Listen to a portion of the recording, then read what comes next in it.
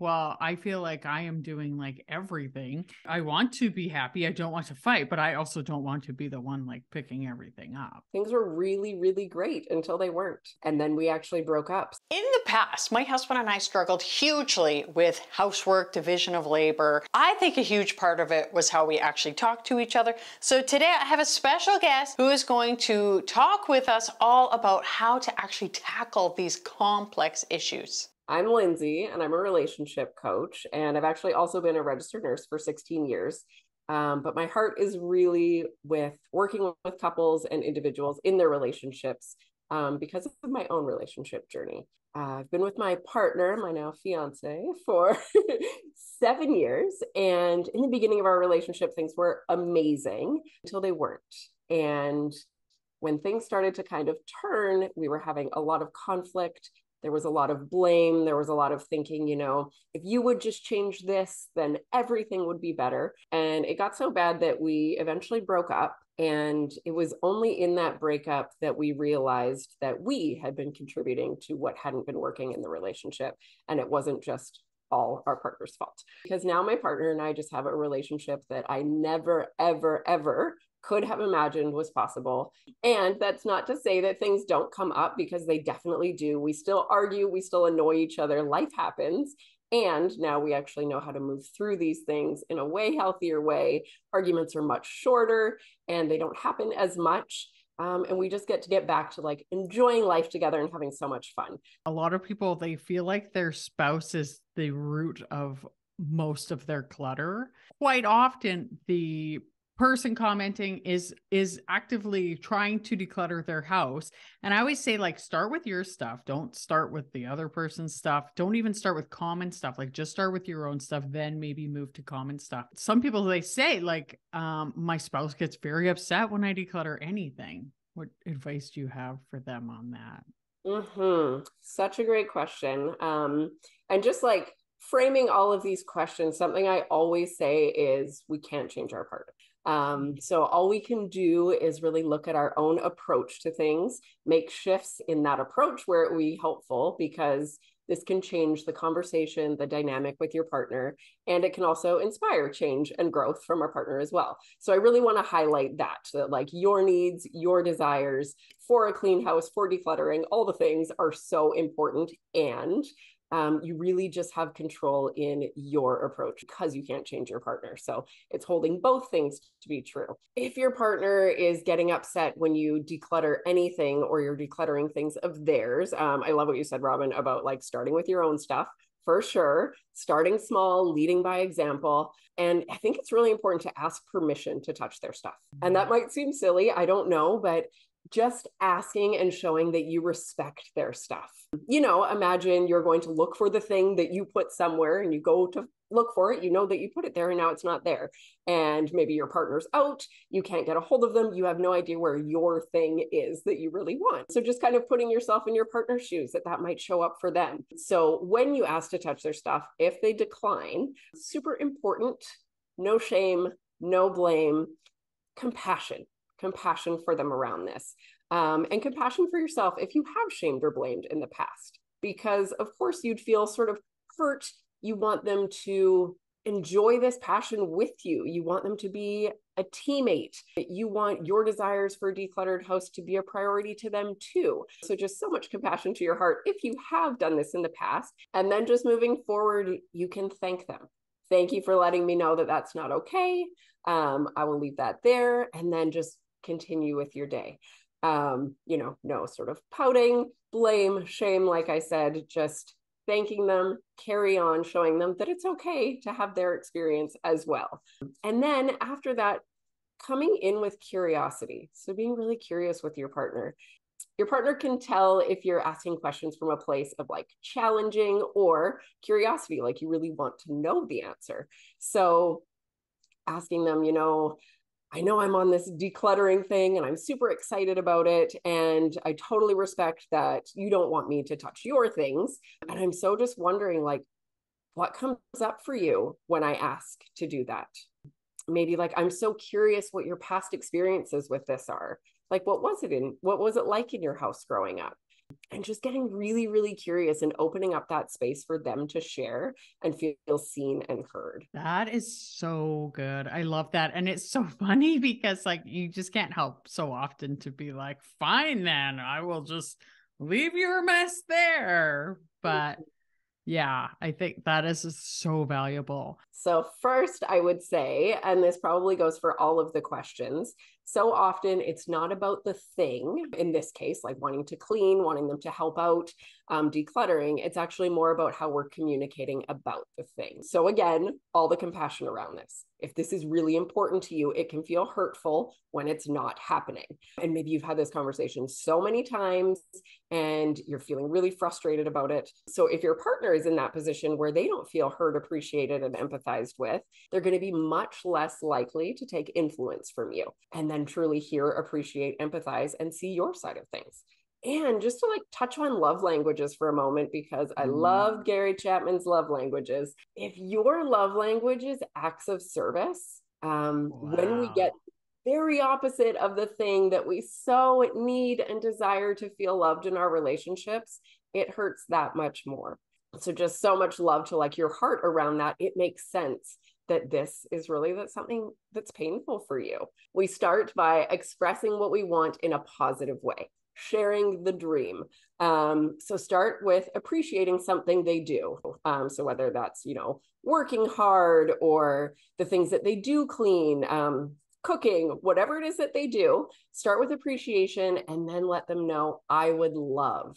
So I would love if you put your clothes in the hamper and not on the floor beside it. I would feel so seen and appreciated if you did that. Is there anything I can do for you that would make you feel amazing? So I would start there. And this may be like a shift and it's hard when you're frustrated. I always say, start with a nice big deep breath. So you walk in and you see those clothes on the floor again, take a nice deep breath and know that when you share from your heart and from a place of love and compassion, you're really setting your relationship up for success. And it's true. And I think the other thing that's important is that everybody has like different standards for what they want in their house and for how clean they want it to be. And so for me, I want my house to be like tidy and clean all of the time. But my kids are actually way more of a problem than my husband is, but like his standards are different, right? And so you're saying like it's like communicating why that's important to you and appreciating that. Yeah, I love you framing it that way. Absolutely. Like going that next step and saying like, I would love this, and this is why I would love this. Like, this is how I would feel if you did this. It just adds like that next layer of like, oh, this isn't just about like me being bad or like, you being too controlling or you needing everything your way. There's like more to this. There's more underneath this request. So yeah, thanks for saying it in that way. For years, but I would like walk by like this one like sock, like just like sitting there and being like, oh, that sock is still there. And I'd like, finally, I just was like, it's not my sock. It's not my responsibility. But if I do pick up that sock, then it's gone. It's not a problem anymore. And so it's like sometimes just to be like, I'm going to throw them a bone and have a bit of grace. But it's not okay to necessarily to be like cleaning the whole house. But it's just at times to say like, I'm going to choose to like have grace in like this one area. Yeah, I love that. And noticing like as you're walking by that sock, these feelings that are coming up for you, like that's affecting your day to have those feelings. So you get to choose. That's a choice point. Do I continue to get mad at this sock or the situation around this sock? Or like you said, do I have a little bit of grace? And I think this comes to like picking your battles. Is the sock the biggest thing, the make or break? And I know there's so much more under the sock. It's not about the sock. It's never about the sock. Yeah. It's so true. It's about feeling respected, appreciated, seen, loved, all the beautiful, valid things. And yeah, you're so right. Just having grace in some areas. And maybe when you see that thing that you've been seeing every day, and we'll go into more, but like communicating what you would love, but also thinking of the things that they do. focusing on their strengths for a moment. Like, yes, the sock is on the ground, and wow, they have been outside doing XYZ all day for us. Or wow, they've been working 12-hour shifts every day this week. That's amazing. I appreciate that so much. So just sort of leaning into focusing on the strength, and still your needs and desires are still so valid. Can you quickly go over the 5 love languages? I love the love languages. Gary Chapman is amazing. And when we talk about the love languages, it's not that, you know, these are like the be all end all in relationships. Like, there is so much more. And these things are just so helpful in building connection and feeling loved. So we have acts of service, quality time, receiving gifts, physical touch, and words of affirmation. So those are the 5 love languages. And within those, you know, you and your partner may share acts of service as your love language. Would be like, oh, great, this is going to be easy. But maybe underneath that, you both have very different things that speak to your heart.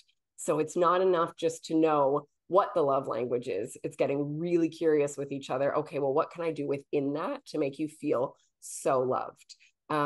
So yeah, I definitely recommend that book because it is so amazing. The website has the quiz, and I send my couples that I work with and individuals there all the time because I think it's just so important to learn that so that you can just be pouring love into your relationship in that way. That's amazing. And we'll link the quiz down below. And I think that it's so helpful. I always complain that my husband's love language is gift giving because I'm like, oh my gosh, like I've got to be giving this guy gifts all the time. But for him, he's happy if I just like bring him back a coffee. It just shows him like, oh, you thought about that. Meanwhile, to me, especially like as a minimalist, I'm like, oh, gifts are the worst, right? But gifts are just so important. And it's like, it's just like how you approach those things. And I love like the acts of service. And a lot of people have more than one. Is that right? Yeah, usually when I'm working with people, we focus on their top 2, and knowing that like these can shift over a lifetime depending on what's going on in your life in that time. And I just love like how intentional you are in your relationship, like knowing that a coffee fills that receiving gift. You don't have to go out and spend hundreds of dollars every day just to fill his heart. You have gotten really curious and you know what that thing is. So how amazing. Good job. Thank you. And it's good to know that it can shift over a lifetime because, you know, if you have like little kids and you're exhausted, like, you know, every day is kind of a grind and, you know, lovingly, but it's exhausting. And there's just like having somebody say like, here, let me like, I'm going to empty the dishwasher for you quickly, like before I go to work. That would feel so good. And vice versa. You know, if you said, hey, I'm going to put your backpack away for you or whatever, that would be valuable.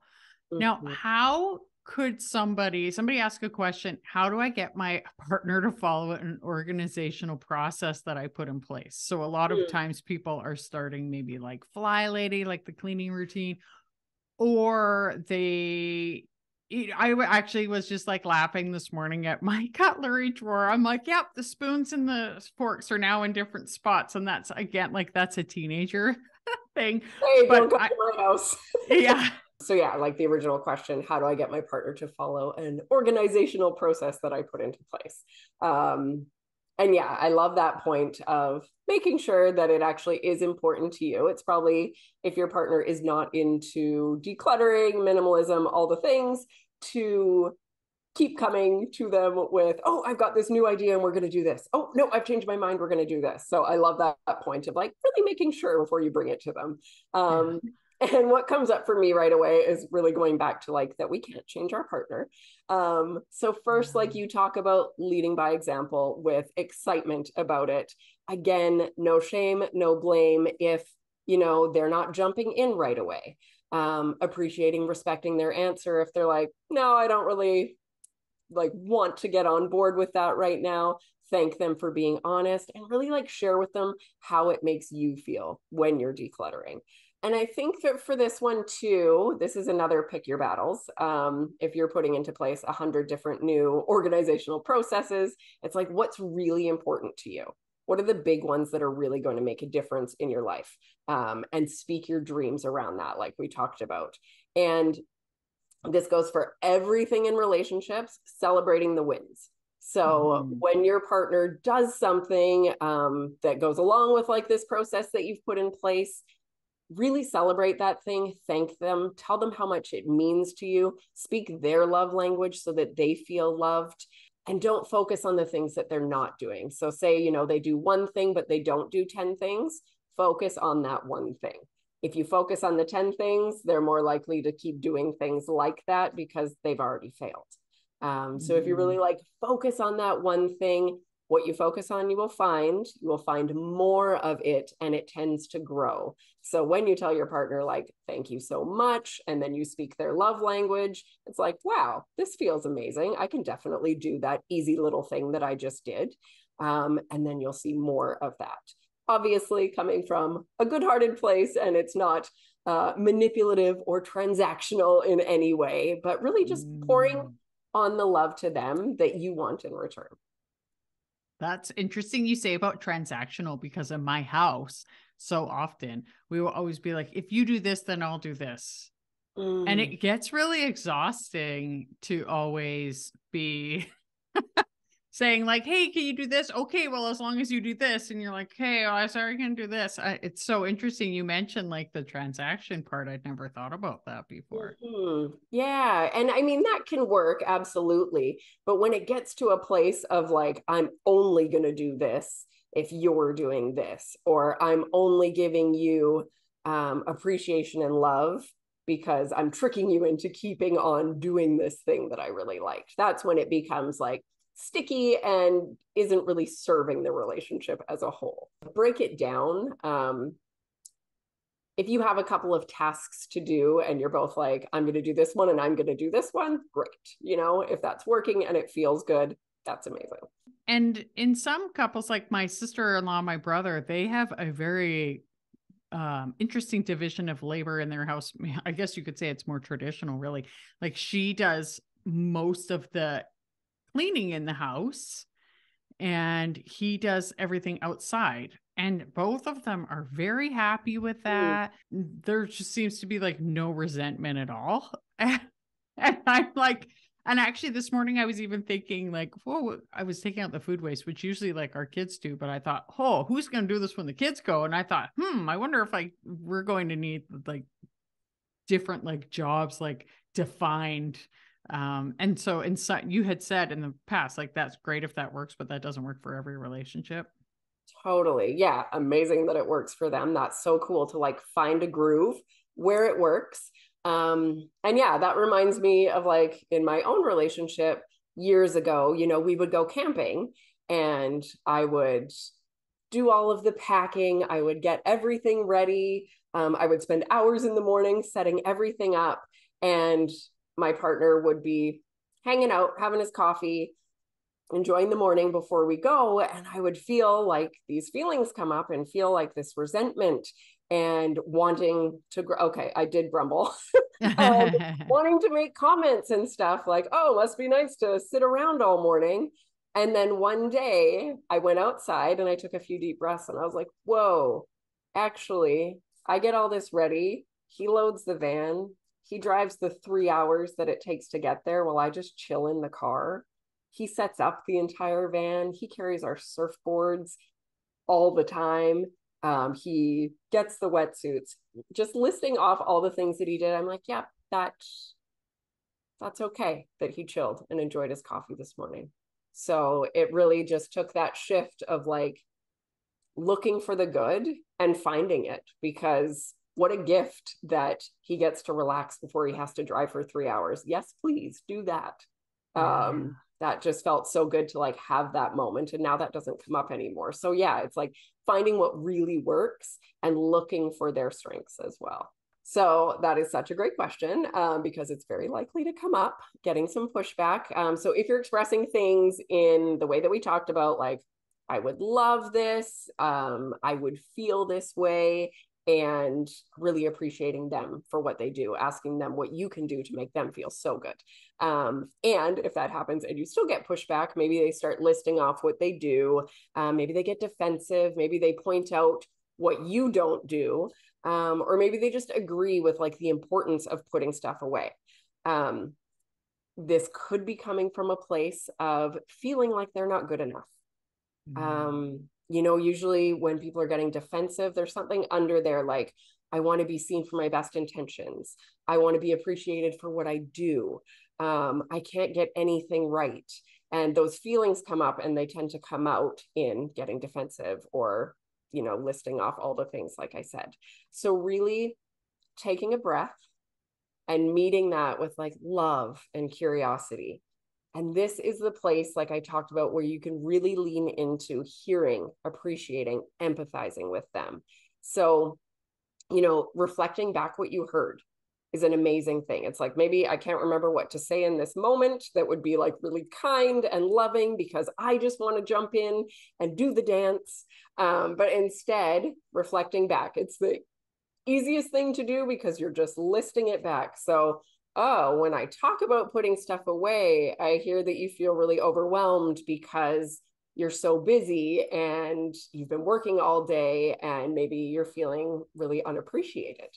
And this is really showing them like you're listening to hear them.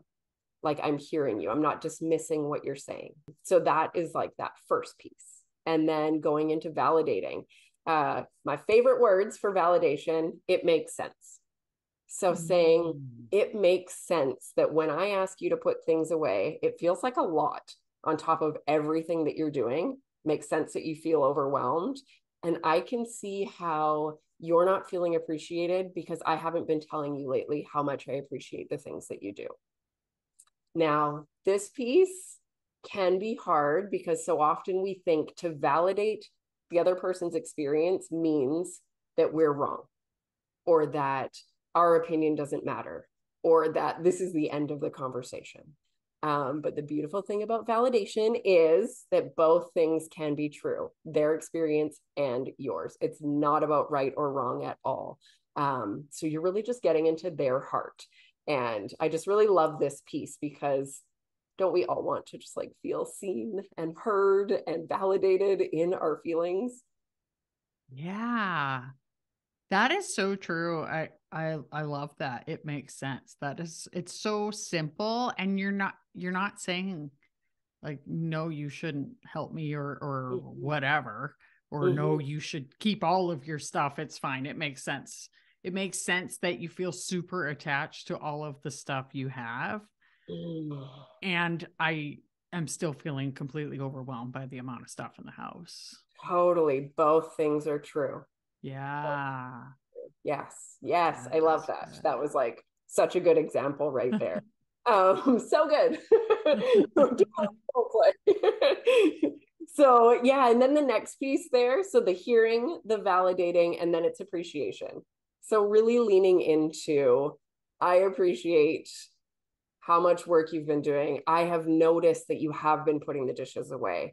I've noticed that you've been doing X, Y, Z, whatever that is, just like really pouring that appreciation into them because we want them to feel so seen, so validated, so appreciated in the way that we want to feel. And this really like opens the door to curiosity. So yeah, with curiosity, really important to ask from a place where you really want to know. So asking why questions immediately sort of puts up a wall. So if you say, why don't you like decluttering? Why do you leave your stuff out? Why don't you put this away? When I hear that, just immediately I feel attacked. So just sort of reframing that, getting curious. So starting with things like, I'm curious about, I was wondering what goes on for you when.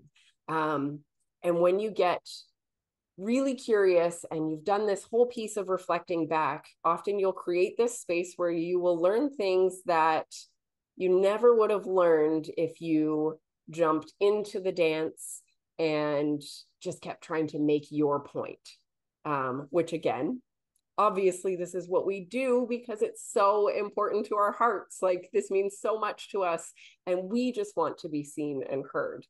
But you know, you may hear, your partners say for the first time, I would way rather have a sink full of dirty dishes and dirty floors and get to spend 15 minutes of alone time with you.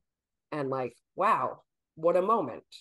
Maybe their love language is quality time. Maybe that's what speaks to them.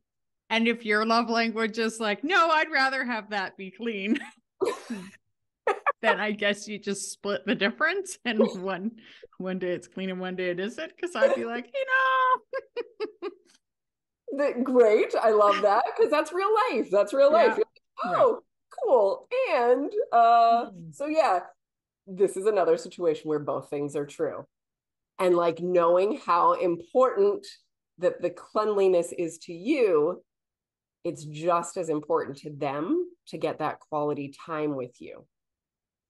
So holding both of those things and finding a way, like you said, to make both of those things happen. Maybe it's, and this is great, actually, perfect lead in to talking about co-creating agreements. So what does this look like? Maybe we, knowing this information now, maybe we just tag team, boom, 5 minutes, we bang this out, we get this clean, and then it's like focus time together.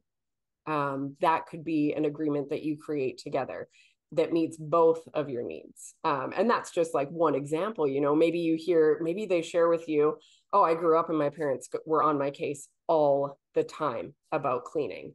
And now when I hear you, it makes me feel really bad about myself. And I just shut down right away. And what a moment to like validate again, like it makes sense why you shut down, given like that is your history. That's what happened. And it's just like opening up this dialogue and this conversation, really connecting the two of you instead of driving you apart. So when a couple is in a bad place and they are, you know, things are not looking great. And I remember I took your Be the Change workshop and you said that a lot of couples, there's there's the point in time where we're like, this is amazing. And I just love you so much. And it's so cute how you leave your shirt on the bathroom floor. And then shortly after that, there becomes like a power struggle. And in my relationship, I would say we had probably like a power struggle for about 10 years. And now it's not like that anymore. But for a long time it was. What kind of hope can you give to people who are struggling a bit in their relationships? And thank you so much for sharing that and just like normalizing that this is the reality of relationships. Like this is normal. So thank you for sharing your experience. And for me too, like I said, things were really, really great until they weren't. And then we actually broke up. So you're so right. After that romance stage where things are just perfect, that usually lasts anywhere from like 2 months to 2 years. After that stage is the power struggle stage, and it's inevitable. Like we can't get to all the goodness without going through the power struggle. And it's something that is not talked about enough. Because when we hit that power struggle and we start thinking things like, this shouldn't be this hard. We're not meant to be together. This is hopeless. We're doomed. Everyone else looks so happy. And this is the point where, you know, people either break up or they just sort of settle for that and live their entire lives stuck in this power struggle. And yeah, there's so much hope. We don't have to stay there. We don't have to stay there. So knowing that the power struggle is inevitable and it's going to come up. So if it's showing up in your relationship right now, I'm just sending so much love to your heart. Because I know, like Robyn's saying, you know, maybe the thought of telling your partner, I would love this, and leaning into all these appreciations, maybe that just doesn't feel realistic right now. Maybe that feels really, really hard right now. So just sending so much love and compassion around that. And I just love that you're here watching this video and learning how to do things differently. So celebrate yourself for that. Yeah, beyond the power struggle, on the other side of it is amazingness. If we can push through and learn how to get to these later stages. And really, it's all about making a powerful commitment to learn to do whatever it takes to get your relationship to thriving love. And often that is getting support, because we do not learn how to do this stuff. My partner and I needed to get support. When I went through my coach training, we worked through every single tool that I use with couples and individuals. And I remember, like, at the end of one tool, my partner said, everyone needs to do this stuff. It is that impactful. Even if you're in a good place, what an amazing way to get even more connected, to just learn about relationships. I consumed all the books, all the podcasts, all the things. And when I really got like that one-on-one support, it's the consistency and the accountability and having someone tell you that, like, you're doing the right thing, like the things that you're doing, even though you're not seeing results right away because change takes time, it's making a difference. So just to have someone supporting you, there is truly so much hope when you really prioritize your relationship. That's what it's all about, committing to learning and doing the things to help your relationship thrive. There are also people who actually feel like they are burdening their partner in their relationship. Perhaps they have ADHD, or there are other things where they feel like they're leaning on their partner too much. Let's hear what Lindsay has to say about that. So much love to their hearts around this. Because how, like, thoughtful and loving, of course, you want your partner to feel supported and loved and not be putting anything extra on their plates. That's just coming from like such a thoughtful place of how can I show up for them. And if you are feeling like a burden around that, like having dialogue with them around that for sure. Starting that with appreciation, really leaning into appreciating how they show up for you in this area. And I love expressing like the story I tell myself. So the story I tell myself is that I'm a burden around here. When I tell myself this, I feel, really leaning into feeling words. This isn't putting, anything on them saying, you think I'm a burden. This is what's coming up for me. Like, this is the story I'm telling myself. Just really sharing openly around that, and then getting really curious with them. Is there anything I can do to support you in a different area? How can I show up for you? What would mean a lot for you, as we're sort of moving through this? And looking at ways, of course, how could you get support around whatever's coming up for you? And learning to like grow and, again, co-create agreements with your partner around this too. So lots of places to just lean into open, curious conversations around it. So the first thing I will say is that you do have a workshop, which I took like a year ago, like when you first offered it, and it's Be the Change. And it's just things that we can do ourselves. And I know a lot of people are like, that's not fair. I shouldn't be the only one doing things.